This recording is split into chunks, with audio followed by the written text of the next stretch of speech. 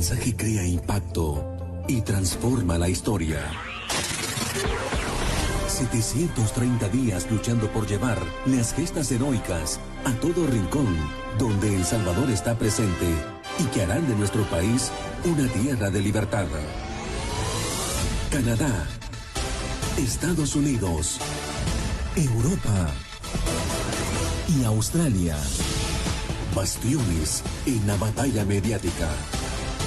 El Salvador, nuestro destino, nuestra raíz, nuestra razón de existir.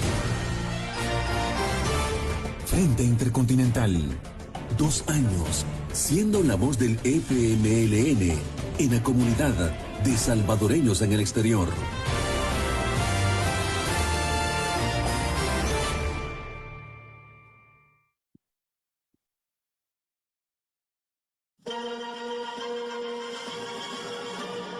Este es el Frente Intercontinental del FMLN y canal oficial de la militancia en el exterior, rompiendo el cerco mediático y puente de solidaridad internacional con el pueblo salvadoreño. Enviamos un fraternal saludo a toda la militancia del FMLN en el exterior, así como al interior de nuestro querido país, a todos los colectivos del Frente Intercontinental del FMLN, en El Salvador, Canadá, los Estados Unidos, Europa y Australia. También un fraternal saludo a todas y todos los salvadoreños en el exterior y a todas y todos los que nos siguen y comparten nuestras transmisiones en cualquier parte del mundo. Comenzamos.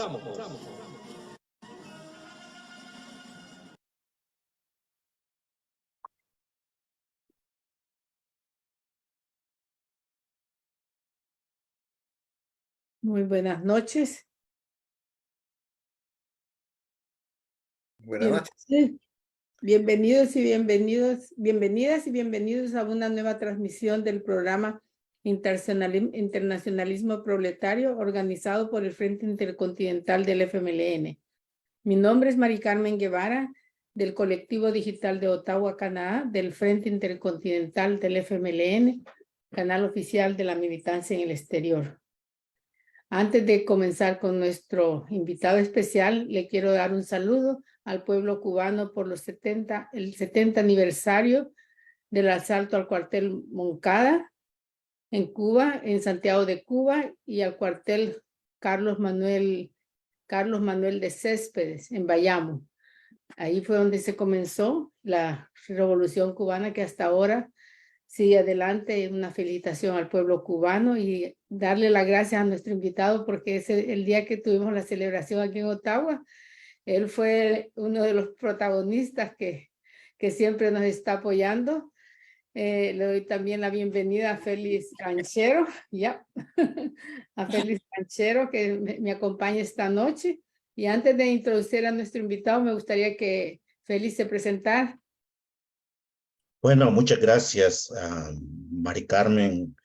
Bienvenidos a todos a Internacionalismo Proletario, un programa producido por el Frente Intercontinental del FMLN, canal oficial de la militancia. Soy Félix Ranchero desde el equipo digital desde Toronto, Canadá. Bueno, gracias, estimada Mari Carmen. Me gustaría también darle la palabra a Tito, que por favor se presente en los saludos. Sí, Tito Adelante. Medina. Bueno, Bienvenido. bueno, Joaquín, buenas noches a todos, a todas, incluyendo a los pájaros, a las nubes y a los niños. Yo creo que bueno, mi papel ha sido principalmente ser un facilitador comunitario, tanto en las artes y la cultura como en la resistencia popular. Entonces, dentro de eso, mantenemos, digamos, siempre un vínculo con todo lo que va pasando el país de la tierra de los mayas, decimos que ahora le llaman Guatemala. Y entonces vamos a hablar un poco de eso y gracias por la invitación. Gracias al Frente Intercontinental del FMLN y a Mari Carmen, digamos, de acá en Ottawa, Canadá, por esta invitación. Entonces, si quieren, comenzamos. Gracias, Tito. El tema de esta noche es el análisis de las recientes elecciones en Guatemala, y en este momento va a empezar nuestro compañero Félix a hacer las preguntas. Adelante. Gracias, gracias Mari Carmen. Tito, realmente es un tema bien importante y es un tema caliente últimamente en lo que ha sido de Guatemala. Pero a mí me gustaría ir más allá de lo que ha acontecido durante el 25 de junio del 2023. Y me gustaría que los medios de comunicación, la sociedad en general, le llama desde 1985 el retorno a la democracia en Guatemala. La pregunta es, ¿se le puede considerar qué pasó en ese 1985 o antes de 1985? Y realmente, ¿qué pasó en 1985? ¿Se le puede llamar realmente democracia a ese proceso que vive Guatemala? Adelante, Tito. Bueno, creo que es un eufemismo, es algo que de diversos sectores de la sociedad como que nos confundimos y a veces hablamos de democracia en Guatemala como si alguna vez hubiera existido. La realidad es que en Guatemala, antes de la llegada de los invasores extranjeros, bueno, ellos tenían estados conformados de otra manera, entonces no necesariamente es lo que nosotros llamamos como democracia, aunque son conjuntos de estados que no eran naciones ni imperios grandes. Eso es lo que define prácticamente la vida política en muchas partes de Mesoamérica antes de la llegada de los europeos. Y a partir de la llegada de los europeos lo que se instaura pues es la violencia y el colonialismo con formas rapaces de saqueo y de subyugación de los pueblos. Tenemos 499 años que comenzó ese proceso, e inclusive hay que decir que durante el gobierno revolucionario de 1944 a 1954 no hubo democracia. En esos momentos se comienza a integrar, por ejemplo, las mujeres comienzan a votar los analfabetas, se crean los puentes con los pueblos indígenas. Entonces se da la simiente para que se pudiera construir un sistema democrático. Pero hay que tener claro que no es una democracia como tal, pues hay un pensamiento democrático que establece esas simientes. Y hablo de esto porque eso está conectado con el candidato que ahora va punteando las encuestas, que es Bernardo Arévalo. Tito, pero si yo... Entonces, antes voy a cerrar esta parte de tu pregunta diciendo, contestaría de una forma maleducada una pregunta con otra pregunta. La pregunta que se me ocurría hoy en la tarde decía, ¿en qué se parece un estado medieval a la Guatemala actual?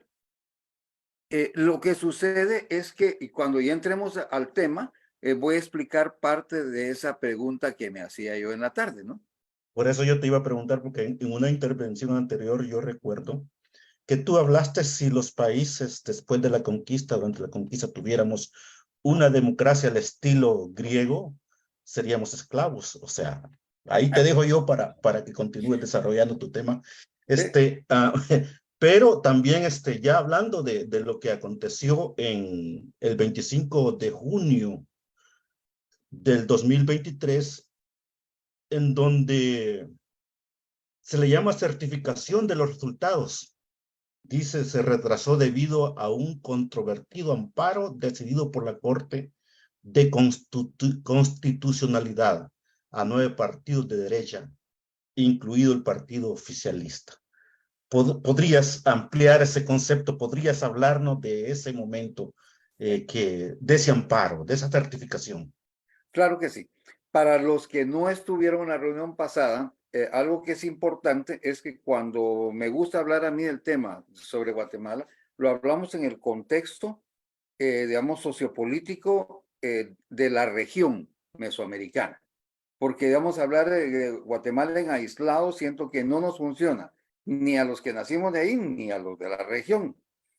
Y por esta razón, por ejemplo, en esta serie de bamboleos e incertidumbres de las judicializaciones, porque hay que decir que inclusive entramos a un momento en que la forma de la guerra política se desarrolla, hay un cambio en el paradigma.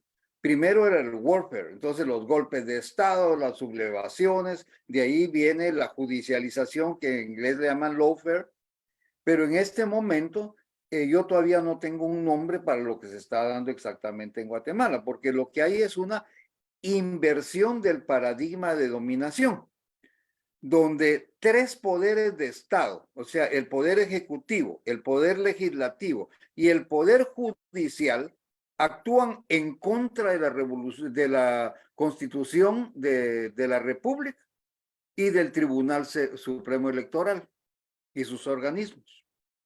Entonces, esto es muy interesante porque es la primera vez que se da un fenómeno de este tipo en la historia de América. Resulta que detrás de todo esto hay un grupo que nosotros le denominamos normalmente el Pacto de Corruptos y otros grupos criminales de poder que son los que en realidad dominan esta estampa. Entonces, lo que nosotros nos presentan, tanto las redes sociales, desde una forma, digamos, de un ángulo más popular, digamos, en la mayor parte, y por el otro lado, los medios de comunicación tradicionales, más oficialistas y más llegados a las tendencias retrógradas que han gobernado, casi siempre nos bombardean con el elemento de la noticia de lo que está pasando hoy. Pero solo para decirles un caso, nosotros que estamos dando seguimiento a la situación electoral, tenemos que estar pendientes todo el tiempo, porque la situación a veces 6 horas antes era diferente. Por ejemplo, hace 2 horas ya el movimiento Semilla presenta sus 10 medidas para controlar la corrupción, para crear un sistema nacional anticorrupción, en dado caso ellos resultaren electos y los dejen de tomar el poder. Pero bueno, antes de eso, resulta que las cortes tienen un enredo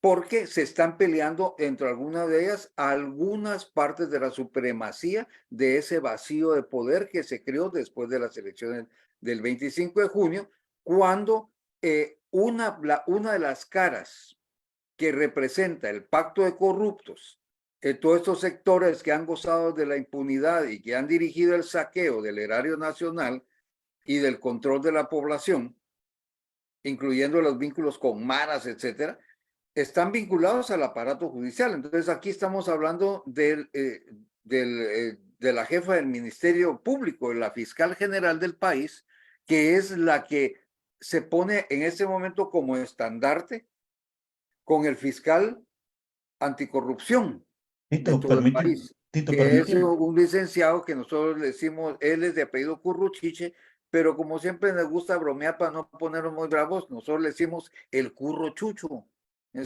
Permíteme que te interrumpa, porque para aquellos que no somos guatemaltecos o los que somos de Latinoamérica y que no seguimos constantemente Guatemala, definime el movimiento Semilla, quién es, cómo se comporta, de dónde vienen. Voy a hablar del movimiento Semilla porque creo que Semilla, cuando se hicieron unas manifestaciones para pedir la renuncia del entonces presidente Otto Pérez Molina y Rosana Valdetti, que al final sí enfrentaron en ese momento un juicio porque estaba instalada la Comisión contra la Impunidad en Guatemala, la Comisión Internacional contra la Impunidad avalada por la ONU. Entonces ellos sí en realidad fueron judicializados, digamos de buena manera, diría yo, tratando de construir un espacio donde la corrupción no llegara a tanto. Pero entonces el pueblo salió a las calles y hay un grupo de estudiantes universitarios que llaman mucho a esas manifestaciones en Ciudad de Guatemala. Yo diría que es el grupo de landivarianos de la Universidad Rafael Landívar la que en cierta medida logra tomar, digamos, un liderazgo más definido en este proceso. participaron estudiantes de las otras universidades, la Nacional, que es la San Carlos, y la Universidad del Valle, bueno, diferentes universidades.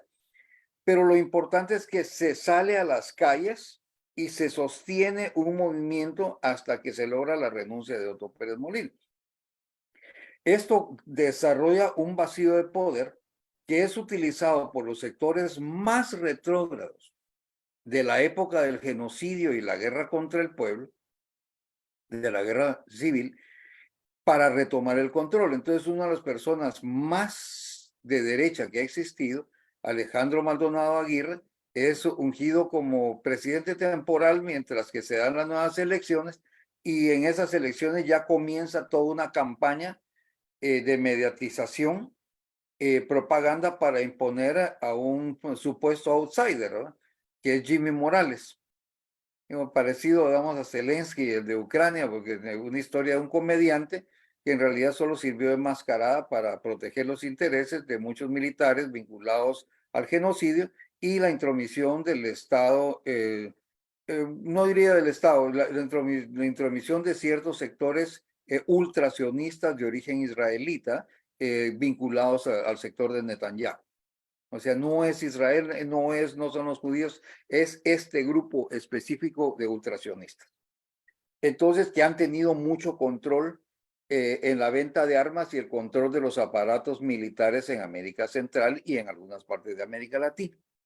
Entonces, inclusive, digamos, en el CONDECA, en los ejércitos, en las tropas especializadas. Y entonces, estos son uno de los sectores que está vinculado directamente con el control del poder central debajo de la mesa, porque ellos no quieren que se sepa nada de esto, pero ahí está. Entonces estamos hablando de un colonialismo funcional, porque ellos son herederos de una situación donde el colonialismo después se desarrolla el capitalismo en otras partes del mundo, y entonces aparecen nuevas potencias donde Alemania, Estados Unidos toman el control de la región con las bananeras, el café, y de ahí, digamos, con la oligarquía local, establecen un comercio del azúcar y toman el control de la política fiscal y económica del país, manteniendo un estado semiesclavista donde hasta hace muy pocos años prácticamente se le pagaba muy poco al campesino.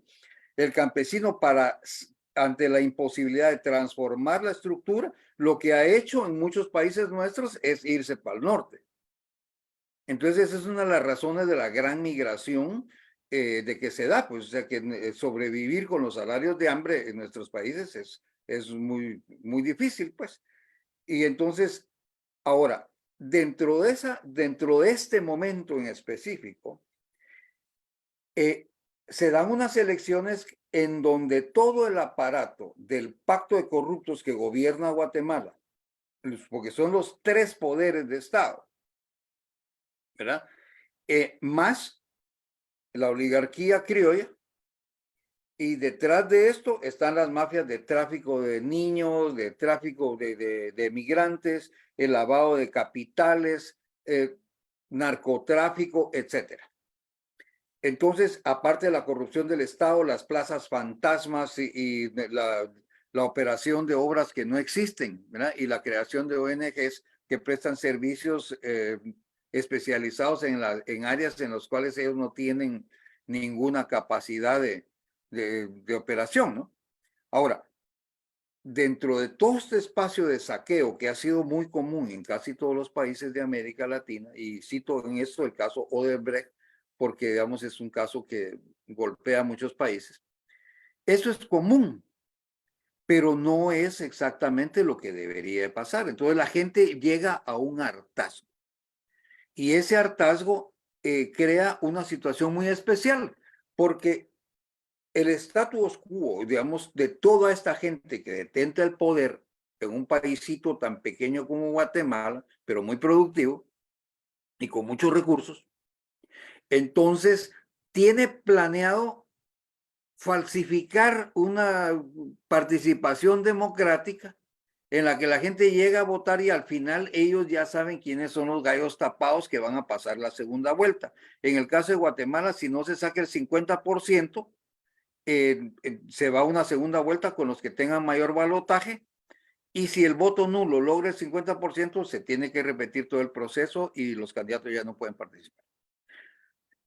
Pero lo que sucede es que en este sistema, entonces ellos con muchas presiones toman el control también del Tribunal Supremo Electoral.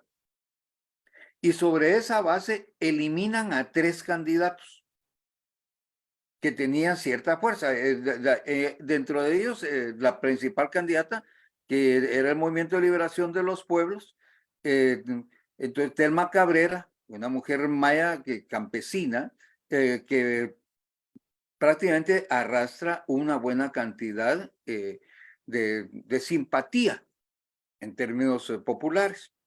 No la dejan participar. También hay otros 2 candidatos, uno que es, digamos, un outsider dentro de las familias de la oligarquía tradicional, y otro que es representante del narcotráfico. Ahora, no dejan participar a estos 3 porque, digamos, van acumulando cierto poder y ellos podrían alterar el resultado de la elección. La gente decide de una manera, porque mucha gente, muchos sectores de las supuestas izquierdas y derechas llaman al voto nulo. Entonces tampoco podemos decir que es un llamado de cierto sector y que no. Entonces, ante el hartazgo, medio mundo comienza a llamar al voto nulo. Entonces resulta que el voto nulo ganó las elecciones. En segundo lugar, queda Sandra Torres de la Unión Nacional de la Esperanza, que es un partido que originalmente era como socialdemócrata, se ha venido moviendo cabeza a la derecha y ahorita representa a la derecha por su alianza con el partido gobernante y el Pacto de Corruptos. Tito, Ajá. pero ¿qué pasó? La manifestación, las protestas, se suponía que era para obtener la Entonces, renuncia de la fiscal general María Consuelo Porras, del fiscal Curruchiche y del juez Orellana. ¿Qué pasó? ¿Cuáles fueron los resultados al entonces a final? eso voy. Entonces resulta que todo estaba orquestado para que 2 candidatos pasaran a la segunda vuelta, pero con la sanción pues, del Pacto de Corruptos. O sea, ya todo estaba arreglado. Pero como resulta que el voto nulo gana, el voto en blanco saca un buen porcentaje, entonces alguna gente agarra a un candidato que nadie pensaba que iba a tener ese nivel de aceptación y comienzan a votar por Arévalo porque es hijo de Juan José Arévalo, uno de los, el primer presidente electo en el periodo revolucionario del 44 al 54. Y además, el movimiento Semilla, que es un partido que viene de esas manifestaciones para la renuncia de Otto Pérez y que ha captado mucho de ese llamado, digamos, a presentarse en la plaza a protestar. Entonces, la realidad es de que en este momento Semilla sigue captando simpatizantes y admiradores, pero no es un partido estructurado como tal. Es un movimiento de nuevo tipo. También hay que decirlo porque no es solamente una debilidad, también es una fortaleza de ellos. O sea que ahí, digamos, aunque hay toda una plataforma dirigencial, la idea es de que haya coparticipación. Ese fue el planteamiento que hicieron. Y entonces es muy interesante porque eso no se había dado ni siquiera en los partidos políticos de izquierda, pues. Entonces, también hay que decir que ellos iban construyendo a una velocidad su plataforma partidaria y su estructura partidaria, y de repente está en una coyuntura en que posiblemente pueden ganar las elecciones. Entonces, ¿qué es lo que sucede? La respuesta inmediata del Pacto de Corruptos es tratar de eliminar de los resultados que ellos obtuvieron en la primera fase, el 25 de junio. Y han hecho una serie de barrabasadas, cosas que van más allá de la racionalidad. torciendo las leyes, violando lo que tengan que hacer, inclusive ellos pasan sobre la autoridad del Tribunal Supremo Electoral, que es un organismo constitucional autónomo. Entonces es como que ellos pasan encima de la Constitución a como les da la gana, la fiscal general y su equipo de trabajo, digamos, de maleantes, obrando en total impunidad. Esto crea un vacío de poder muy grande, pero también crea una serie de oportunidades para algunos sectores. Y eso es muy importante explicarlo. ¿Por qué? Explicar a Semilla como movimiento es un movimiento, yo diría que va articulando con nuevas narrativas, nuevas formas de organización. Ellos quieren ser honestos consigo mismos y construir un movimiento con muy pocos recursos, porque hay que decir que no tienen financistas mayores. Inclusive hace unos días creó mucho impacto que un multimillonario guatemalteco que vive en Estados Unidos mandó $100,000 gringos para la campaña de Semilla. Y entonces, bueno, hasta esas donaciones las hacen públicas, pues. Pero lo demás corre principalmente con la plata de sus afiliados, porque no podemos hablar exactamente de militancia en este caso. Y eso sí es muy importante decirlo, porque todavía no han creado esa estructura fuerte de partido para que haya una militancia como tal de partido. Es un movimiento. Ahora, esto es muy importante que se entienda, porque el movimiento sí tiene fuerza, sí tiene una representación. Después de haber quedado en segundo lugar, ahora medio mundo lo conoce porque está en las noticias y en el chisme, pero no tiene una estructura que sea fuerte, consolidada, como para que pueda hacer un planteamiento sólido de decirle a toda la gente, hagamos un paro nacional y hagamos que estos respeten los resultados de las elecciones. Hito, Ante esa carencia, tú ibas a preguntar algo. sí, entonces quiere decir que en el caso de Sandra Torres, que está en primer lugar, que obtuvo 8,800,924 votos, que es un 15,97% en relación a Bernardo Arévalo de Semilla, que tuvo 653,483 votos, que es un 11,74%. Entonces la posibilidad de ganar de Bernardo Arévalo es bastante grande, ¿eh?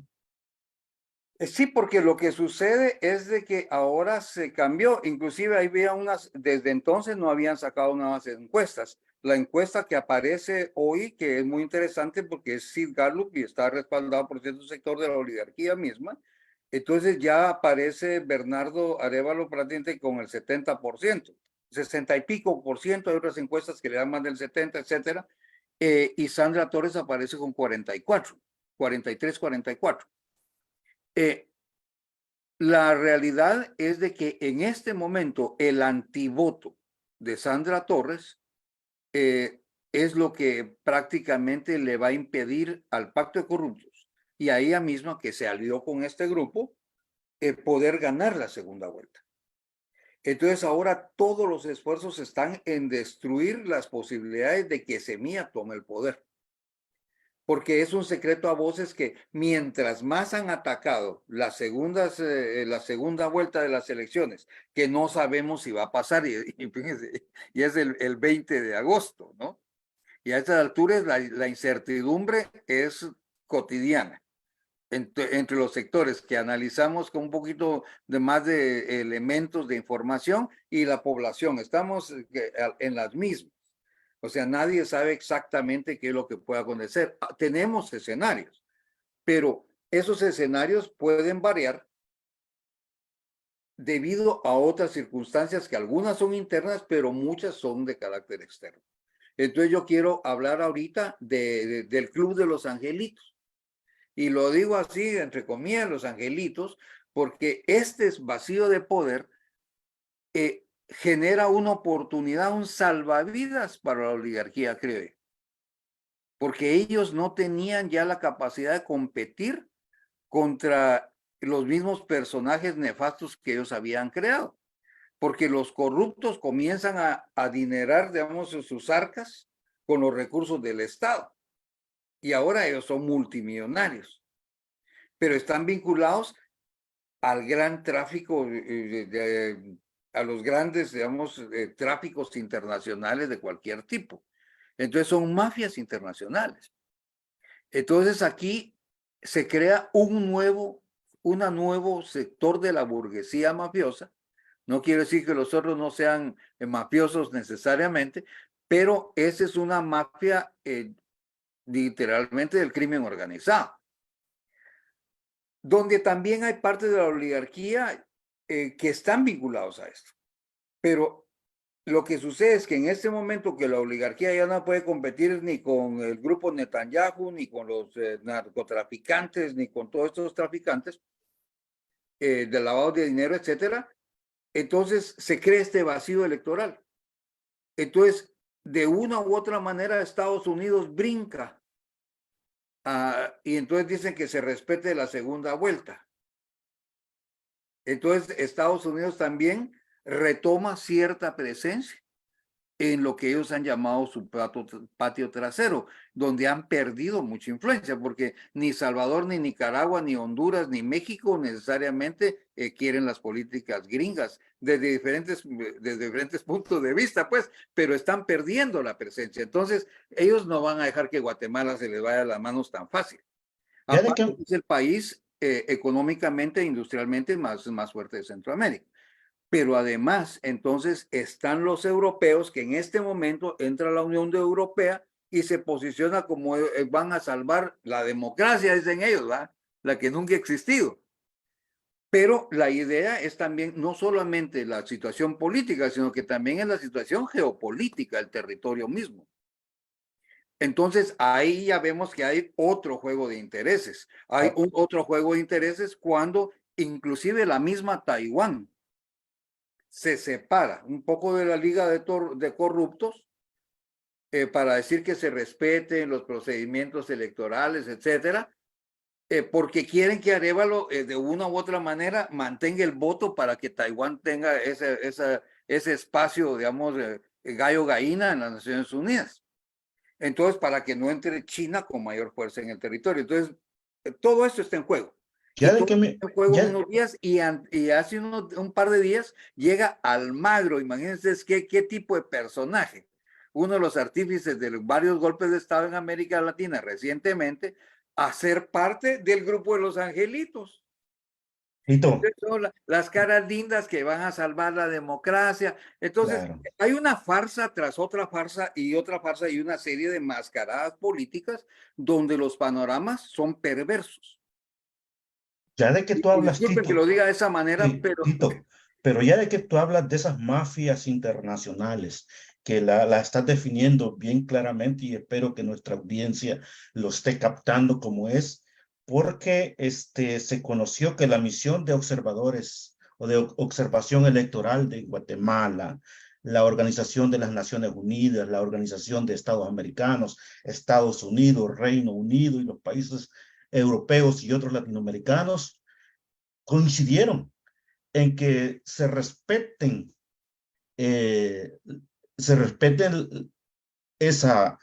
las elecciones que pasaron, ¿no? ¿Dónde está en ese contexto, ya que me estás hablando? ¿Son ellos parte de ese mismo proceso de mafias internacionales? Yo diría que sí, porque por eso yo lo llamo la Liga de los Angelitos o el Club de los Angelitos, no importa, porque tienen este disfraz. Y te vienen hablando de democracia y te vienen todo eso, pero miren, con el gobierno de Biden hemos tenido más deportados que con el gobierno del otro perverso. Entonces, nosotros no estamos, ni los gobiernos demócratas, ni los gobiernos republicanos, o sea, nos permiten salir del subdesarrollo. Entonces, nosotros simplemente nos prometen que nos van a dar.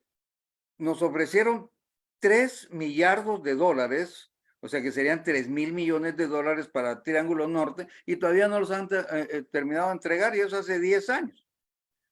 ¿Cuánta remesa mandamos todos, pues, para el país de donde procedemos, o sea, México, Guatemala, Honduras, o en África, o en Asia, y superamos la cooperación internacional?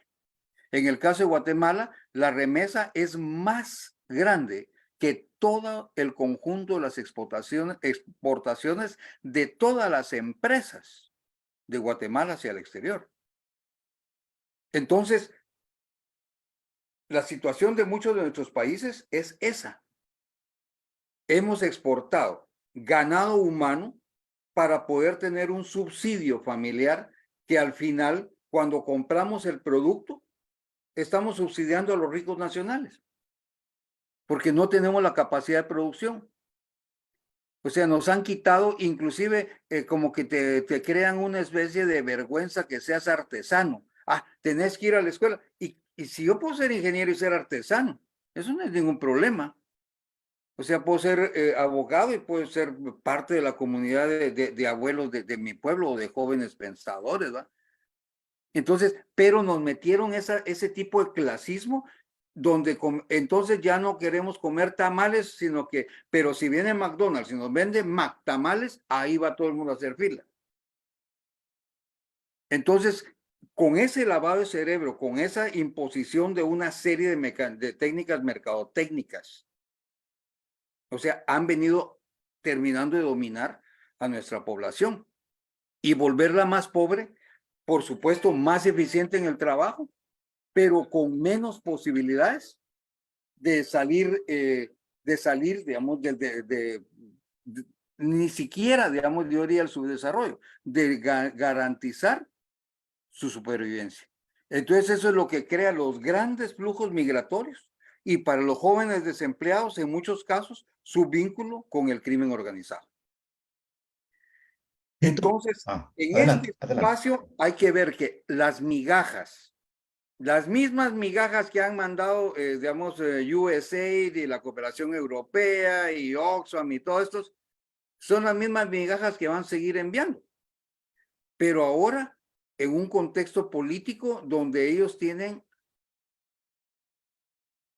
digamos, una mayor presencia y donde pueden comenzar a aislar un poco a los grupos mafiosos que ellos mismos crearon para poder establecer un balance que les permita tener el control de una zona geopolítica que ellos necesitan para fines militares.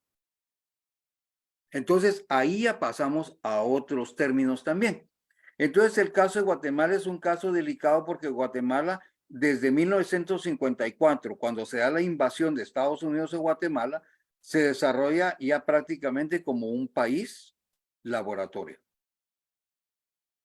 Esta parte es muy delicada porque muchas cosas se han experimentado en Guatemala antes de que pasen en otros lados. Antes de tirar el napalm y el fósforo blanco en Vietnam, los utilizaron contra población civil en Guatemala, ¿verdad? Antes de utilizar el sistema que utilizaron con Bolsonaro y la misma forma como llegaron al presidente de Ucrania, ese fue el sistema que utilizaron electoralmente para llegar a Jimmy Morales al poder. O sea, entonces ha servido para una serie de ejercicios, como es un paísito tan chiquito que casi nadie lo conoce en el resto del mundo. Entonces lo que sucede es que ahí pueden hacer un montón de atrocidades sin que nadie se dé cuenta. Ahora, ¿cómo salir de este momento? Hay un momento que esta situación electoral confusa para la derecha y por supuesto confusa para los sectores progresistas. Y aquí no voy a hablar de izquierdas populares porque no hay una izquierda popular organizada en Guatemala. Todos sabemos que el pensamiento político progresista está atomizado en el país de donde nosotros venimos. Pero entonces ahorita se crea una serie de esperanzas. Y mucha gente, por ejemplo, la consigna de florecerás Guatemala aparece, somos semilla de futuro, entonces hay quien juega con eso y dice, no, yo soy ya fruto de pasado, pero hay una esperanza. Entonces, hasta eso pasa, que el partido con que ellos van a competir es la Unión Nacional de la Esperanza, que ya no representa la esperanza, y inclusive Semilla representa una serie de sueños, y como porque aquí hay un elemento simbólico interesante que ellos tal vez no lo pensaron que iban a llegar a esa dimensión, los de Semilla. Pero como Bernardo Arévalo es hijo de Juan José Arévalo, que es un presidente de los mejores presidentes que han existido en la historia del país, si no el mejor, entonces hay todo un recuerdo. y hay todo un mito histórico. Y ahorita hay un crecimiento del mito y hay una serie de pensamiento que piensan que Arévalo sí puede resolverlo. Y cuando uno mira el resultado de las encuestas, de lo que la gente piensa, inclusive una de las cosas que le puede causar mucho daño al gobierno de Semilla es las expectativas tan altas que tiene la población para que haya un cambio de realidades en un periodo tan corto donde ellos no van a tener control del Congreso, porque inclusive con todas las alianzas pueden llegar a 30 diputados, mientras que el pacto corrupto pasa de 100. Entonces, estamos hablando de que ellos van a tomar el poder, que sería el Ejecutivo, pero van a tener el Legislativo en contra y tienen la peor parte de las mafias. Bueno, o una mafia similar al Legislativo la tienen en el Poder Judicial, porque es la Corte Suprema de Justicia, la Fiscalía General. Y entonces, dentro de todo esto, Semilla va a poder instaurarse en el poder con varias condiciones. Uno es si se logran dar las elecciones el 20 de agosto.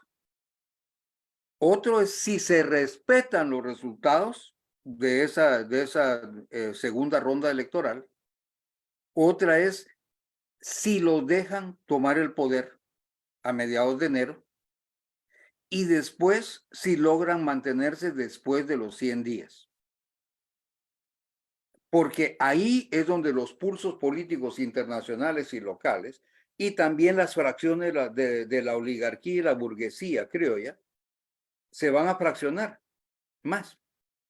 Porque ahí van a tener que crear alianzas internacionales de nuevo tipo que garanticen una gobernabilidad a la cual ellos no están acostumbrados. Porque esa pseudodemocracia, digamos, la democracia liberal, para ya no estar hablando con epítetos a medias, aún esa democracia liberal, o sea, es una camisa de fuerza para las burguesías y oligarquías criollas, porque ellos están acostumbrados a ser reyes. Entonces, por eso es que yo me refiero a esa comparación en qué se parece un Estado medieval con la Guatemala actual. Porque en la época de la realeza, entonces ellos tenían, digamos, en el caso de la realeza española, Vaticano tenía un cogobierno que era esa mafia, que las realezas locales al final tenían que competir con la Santa Inquisición. Y a veces a los mismos reyes se los llevaba la Inquisición. Entonces, hablamos de países que fueron construidos con estados de derechos falsos, donde eran una mascarada para ocultar otras realidades. Y eso se pone muy en evidencia en la Guatemala actual. Ahora, lo que sí es importante también es que mañana, cuando termine Almagro sus reuniones en Guatemala, van a haber nuevos posicionamientos políticos. Y en este momento no hay una entidad del movimiento progresista continental que tenga la contundencia para ponerse a la par de la OEA. Entonces ven cómo internacionalmente, o sea, no tenemos organismos que nosotros podamos plantear, pues, porque la CELAC no es un organismo que tenga esa altura todavía. Entonces tenemos que trabajar a ese nivel internacionalmente para crear puntos de representación que no sean la OEA.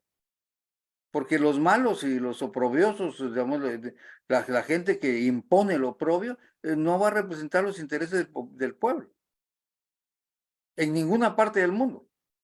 Es como el funcionario que gana más de $100,000 y que llega en carro a la municipalidad, no le va a interesar si el tren en Ottawa funciona por un mes o no. O sea, si ellos nunca viajan en tren ni viajan en autobús urbano, o sea, ellos, o sea, viajan en carro o en Uber, digamos, cuando están borrachos. Entonces, a lo que yo me refiero es que formas de corrupción existen en todo el mundo porque los estados están diseñados para que haya una clase dominante y un sector enorme porque ahora digamos no es solamente de clases, sino que grupos de oprimidos, ¿no?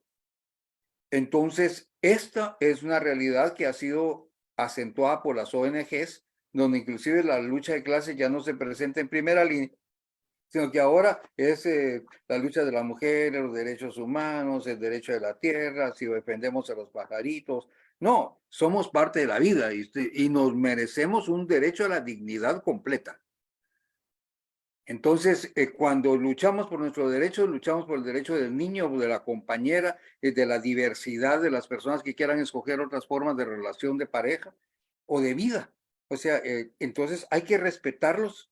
Tal vez no es tu modelo, pero respetarlo, tratar de entenderlos pero también tratar de entender la naturaleza, no en el sentido de que los seres humanos no vamos a vivir la próxima generación si usamos mucha gasolina. No, pensar también en los árboles, en las lombrices, en los ríos, en las montañas, en el sistema como tal. Porque eso, y ahí es donde nos llevan la avanzada, en las estructuras sociales, en el continente y en muchas partes, los pueblos originarios. Porque su sabiduría es una sabiduría acumulada y que no están interesados en no tener el poder del Estado. Ellos necesitan hacer gestiones locales de poder organizado de Estado, pero no de esas naciones de cartón construidas en función de los intereses voraces de las transnacionales y los grupos de saqueo. Porque puede ser la realeza, o puede ser una transnacional, o puede ser un grupo de innovadores que de repente necesita más usar una sustancia que otra. Veamos el litio, veamos el cadmio, otras sustancias que hay niños que lo extraen con las manos en las minas en muchas partes del mundo. Entonces, a eso voy. El caso Guatemala es un llamado a la atención para que nos demos cuenta que todos estos grupos de poder están dispuestos a llegar hasta las últimas consecuencias para defender esas tiranías que les generan una cantidad increíble de recursos económicos. Entonces, dentro de esto, tenemos que avanzar también a nuevas formas de propuesta nosotros.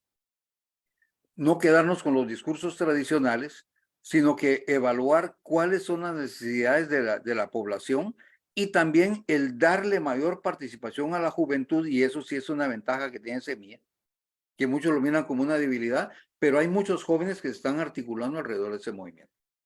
Tito, Tito, ¿qué tal si hacemos una pausa? Porque Mari Carmen tiene todos los comentarios que la gente nos está haciendo. Y después de que Mari Carmen termine, voy a tratar de compartir un video de la presentación de un canto que hiciste en el 70 aniversario de la toma del asalto al cuartel Moncada. Adelante, Mari Carmen. Si Gracias, Feli, gracias, Tito. Es interesante toda la charla y quisiéramos continuar escuchándolo, pero siempre el tiempo se nos hace corto. Y antes de continuar, queremos enviar un saludo a toda la militancia del FMLN, así como también a todos y todos los colectivos del Frente Intercontinental del FMLN en El Salvador, los Estados Unidos, Canadá, Europa y Australia. Enviamos también un saludo a todas y todos los salvadoreños y salvadoreñas en el exterior y a todos y todas los que nos siguen, nos comparten esta transmisión en cualquier parte del mundo. Ahora voy a leer los mensajes. Siempre es un agrado ver que Miriam Méndez está pendiente de nuestro programa y ayudándonos a que vayamos mejorando. Poco a poco, como todos saben, nosotros no somos profesionales, sino que tratamos de apoyar a nuestro país de donde estemos y vamos mejorando. Y gracias, Miriam, por tus comentarios. Un saludo también de Víctor Manuel desde Soyapango, El Salvador, que también nos da unos tips para que nosotros podamos ir mejorando este programa. Les agradecemos. Y también Yanir Guevara nos saluda desde Denver, Colorado. Yanir Guevara, viva el FMLN. Soledad Pérez, saludos desde San Antonio, Texas. José Martínez, saludos Tito, gran camarada y cantautor. Teresa de Jesús Ríos Hernández, saludos. Y José Rodrigo García, saludos camaradas del Frente Intercontinental del FMLN. La lucha sigue. Estos son los comentarios que tengo por el momento y gracias a todos los que nos comentan y nos comparten. Adelante, Félix. Gracias, Mari Carmen. Tito, voy a compartir ese video que tú estuviste cantando en el 70 aniversario y después nos hace un comentario y posteriormente tengo tu siguiente pregunta, ¿ok? De acuerdo. Cerremos cámaras, por favor, un ratito.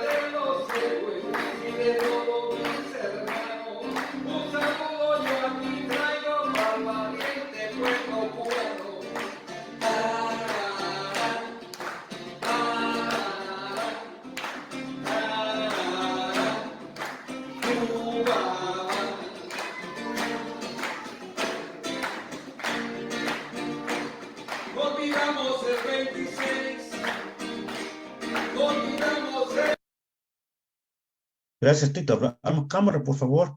Tito, ¿cómo estuvo ese 70 aniversario del asalto al cuartel Moncada en la Embajada de Cuba? Precioso, porque no olvidamos el 26 y no olvidamos el Moncada. No olvidamos a Fidel, al Che y a la muchachada. Eso dice la siguiente estrofa. Miren, yo creo que sí, a mí siempre me llena mucho de orgullo decir que los jóvenes locos pueden cambiar las sociedades, y Cuba es un lindo ejemplo de esto, y ellos le han apostado a la juventud, a prepararla, a darle las herramientas, la educación, la salud, la posibilidad de participación, el trabajo, la vida digna y honesta, para que a pesar de todos los problemas económicos que le toca enfrentar a la sociedad, ellos puedan seguir con la visión hacia adelante. ¿Verdad?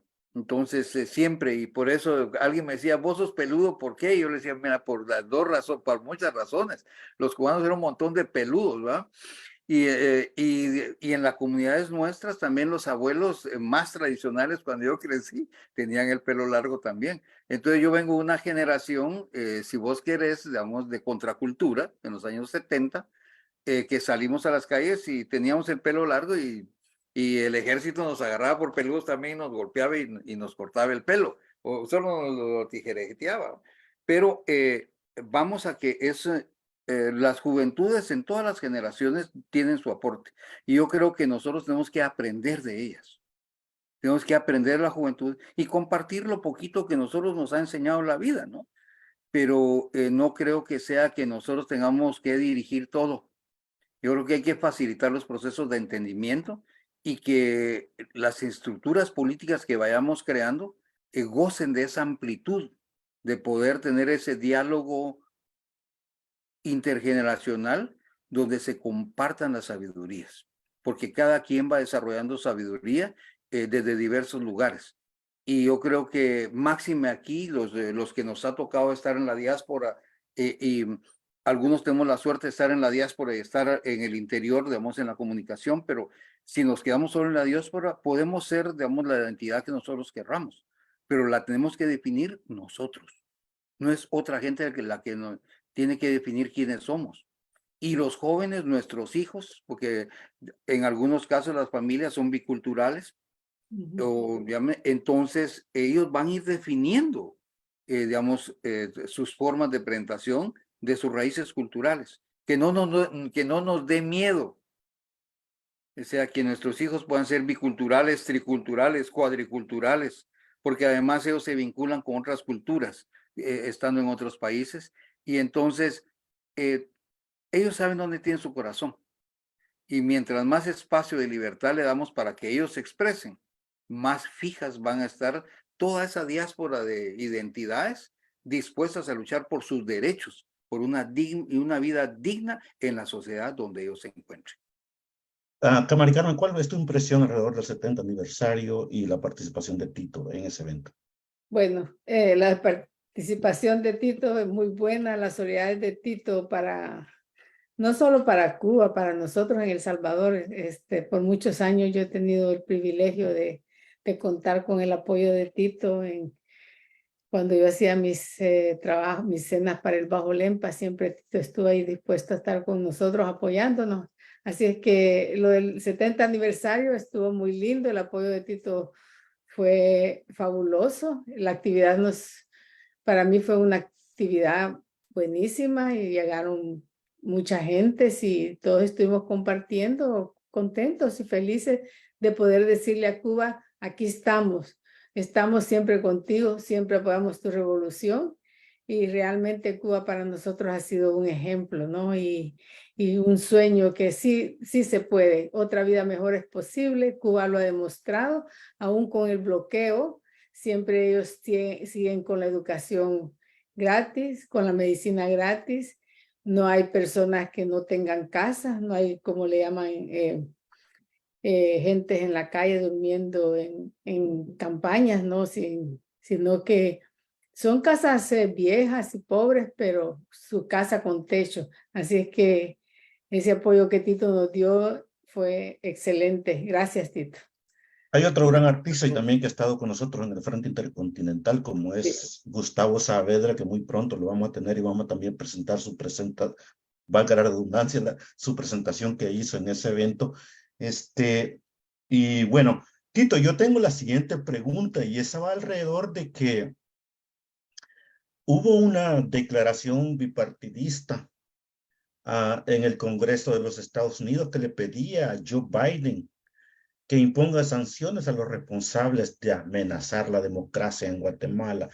¿Quién es realmente el responsable de esa amenaza de la democracia en Guatemala y qué es realmente democracia en Guatemala?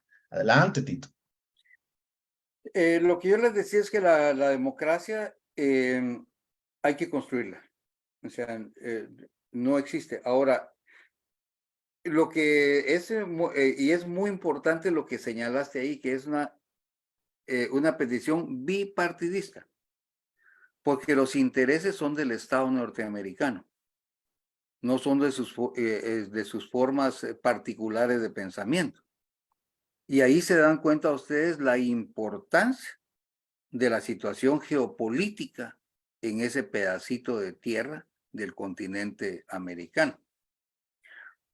Hablo de esto porque hace unos días, ayer me tocó, digamos, también hacer otra presentación, entonces yo explicaba, esto era para compañeros en Guatemala y compañeras, y entonces yo decía que en Guatemala nunca había habido un partido expresamente de centro. Entonces todo el mundo como que titubea ahí, ¿qué onda, va? Porque siempre había habido una izquierda revolucionaria, una izquierda ideológicamente, digamos, tradicional dentro del pensamiento de izquierda, tanto en el movimiento revolucionario como en los partidos de expresión abiertos o en la clandestinidad. Lo importante es ver los espectros políticos. Se tomó como una propuesta de extrema izquierda que pudiera haber una propuesta socialdemócrata en los años 80. Entonces, y hay una serie de narrativas, porque el país, inclusive miren en la encuesta, muchos de los jóvenes se definen como de derecha, se definen como que no saben o que no tienen interés, va, a saber. O sea, entonces, a lo que hablo es de que inclusive esas categorías no son entendidas por la población. Y además, creo que no es que si a nosotros nos gusta o no nos gusta, nosotros de repente podemos hablar de la izquierda y la derecha, creo que en función a muchas cosas que pasaron en el siglo pasado. Pero en este momento lo que sí es importante es qué sectores plantean elementos revolucionarios, qué elementos plantean elementos progresistas como tal, y puentes y qué sectores son retrógrados. Si lo ponemos en ese contexto, va a ser más fácil platicar con el resto de la sociedad y no quedarnos en un diálogo vacío de inclusiones y exclusiones, ¿no? Mutuas. Y eso es importante porque eso es lo que permite que Semilla, ante todas sus debilidades, pueda configurar una esperanza para todos los sectores. Es que lo que se está dando en Guatemala, es una cosa muy interesante a ese nivel. Los sectores, digamos, de las izquierdas, que eran así más radicales, no, que este es media tinta porque es progresista y que este no sé qué, porque también se da ese chisme, ¿no? Están dispuestos a apoyar a Semilla. Entonces, en este momento, lo que queda, por ejemplo, entonces, los partidos van a tener que agruparse alrededor de Semilla, tanto URNG, WINAC, como VOZ, como lo que queda, digamos, de las estructuras de los otros partidos que han desaparecido, porque el MLP mismo que desapareció como partido, espero que, digamos, aquellos estén dispuestos a apoyar, porque esto va más allá de lo partidario. Es una esperanza de la sociedad en su conjunto. Y creo que cada país, y por eso es tan importante compartir esto que algunos dirán, este tan pesimista que es, o este tan bruto que está contando, digamos, todo la ropa sucia que hay en el canasto, los platos así después de la fiesta, ¿va? No, es que, miren, muchachos, tenemos que ver cuáles son nuestras debilidades principales para poder hacer propuestas concretas de articularnos de una manera que las nuevas generaciones que conforman la población, la mayoría de la población, tengan herramientas para pensar por ellos mismos y luchar y articular movimientos políticos sólidos en el futuro, basados ya no solamente en el adoctrinamiento, sino que basados principalmente en el compartir las herramientas del pensamiento crítico y la toma libre de decisiones.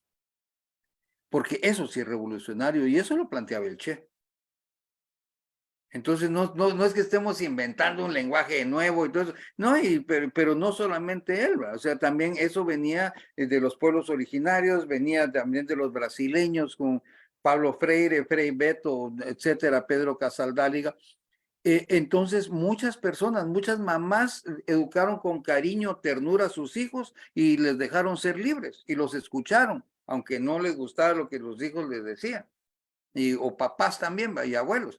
Entonces, a lo que voy es que tenemos que, ante eso, evaluar, por ejemplo, por qué los gringos en este momento se juntan los dos partidos que para todos están así peleándose entre ellos, para apoyar una iniciativa en un paísito tan insignificante como Guatemala. Entonces quiere decir que ya no es tan insignificante, ¿va? Entonces, nosotros que tenemos una desarticulación política, ¿cómo vamos a abordar esta crisis? Porque eso nos atañe a todos, a los guatemaltecos adentro y los guatemaltecos afuera. Ahora compartiremos con ustedes parte de esos problemas, porque si no los compartimos, entonces ¿cómo lo van a entender ustedes? Eso no está escrito en los libros. Entonces, ese es el análisis que se tiene que tener. ¿Cómo van a enfrentar ustedes sus problemas? Porque yo tengo muchísimo respeto, digamos, no solamente para los compañeros sobrevivientes del FMLN y su actual militancia, sino para los centenares compañeros que yo conocí, que los tenemos siempre como una estrella en el cielo que nos ilumina cada noche a continuar con la esperanza. Porque los años de la guerra nos enseñaron también a querernos mucho. Perdóname que te interrumpa, pero el tiempo se nos ha ido, Tito. Te pido por favor que nos pongas en tu calendario para una próxima oportunidad para continuar con esta plática, porque el tema Guatemala es un tema apasionante, un tema de historia, un tema de milenaria como tal, porque necesitamos decir que el capitalismo no es la alternativa a la continuación de la vida y la continuación de la vida en este planeta, porque está destruyendo todos los recursos naturales, está destruyendo esta tierra. Yo quisiera que nos dieras un último mensaje así corto para nuestra gente, para los que nos escuchan, aquellos revolucionarios que necesitan realmente entender qué es unidad. Por un lado, ya que hablaban del 70 aniversario de la gesta, en Cuba. Solo voy a decirle la última estrofa de la canción que le decía a los cubanos: gracias por el ejemplo, gracias por la hidalguía, gracias por la ternura, porque eso llega hasta la patria mía. Una patria que nosotros estamos construyendo, así como, digamos, el pueblo salvadoreño construye su patria, como, digamos, tenemos sueños, pero no dejemos de soñar, no dejemos de ser activos, y la otra, no dejemos de ser solidarios y aprendamos a ser complementarios. No somos dueños de las verdades totales, pero si el otro es diferente o la otra piensa diferente, caminemos y veamos qué podemos hacer juntos y transformemos, revolucionemos la sociedad desde el punto donde nos encontremos.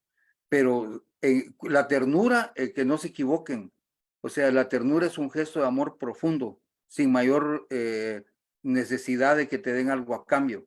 Estás dispuesto a dar la vida para sostener la vida.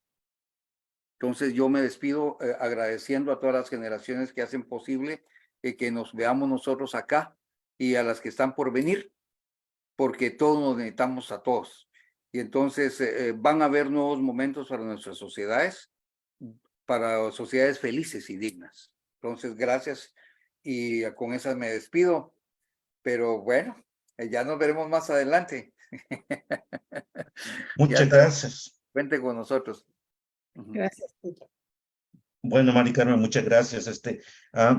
Solo dijera, por lo que acaba de decir Tito, la muerte solamente es la trascendencia de la historia, de lo que hicimos en esta tierra para crearla a nuevos niveles espirituales. Adelante, Mari Carmen, con tu mensaje final. Bueno, gracias a todos y todas los que nos estuvieron viendo, escuchando y compartiendo, especialmente las gracias a Tito.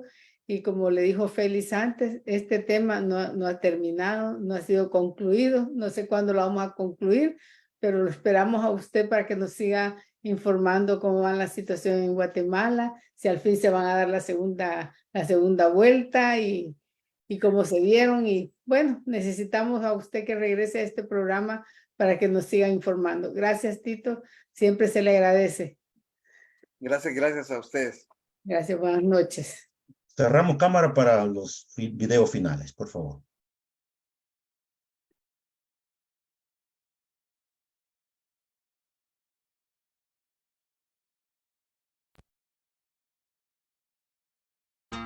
Agradecemos a nombre del Frente Intercontinental del FMLN y canal oficial de la militancia en el exterior, los que se conectaron para transmitir, y a las personas que siguieron la transmisión en vivo, compartieron y comentaron.